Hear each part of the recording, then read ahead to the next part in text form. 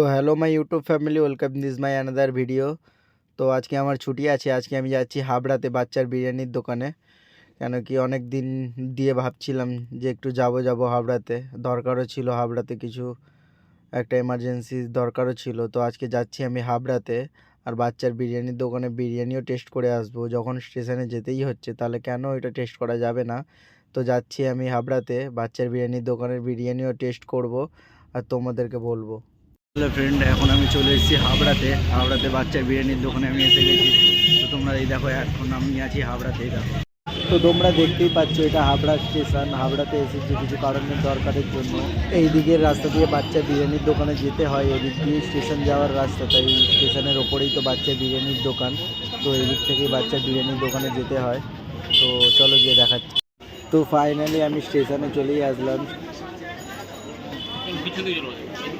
এখন এসে গেছি হাবড়াতে, বাচ্চার বিরিয়ানির দোকানে যাচ্ছি বিরিয়ানি খেতে।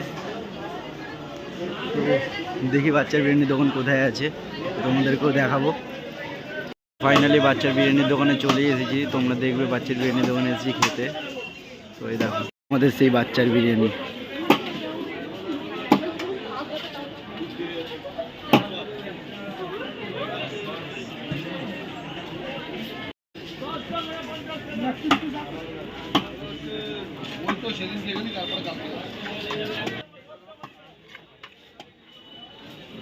তো আমরা চলে আসলাম ভাইরাল বাচ্চার বিরিয়ানির দোকানে। বাইরে তো ভিড় ছিল, কিন্তু বেশি ভিড় ছিল না, কয়েকজন পার্সেল নিচ্ছিল তাই ভিড় ছিল, কিন্তু ভেতরে বসে খাবার মতন জায়গা ছিল না, ভেতরে অনেকটাই ভিড় ছিল।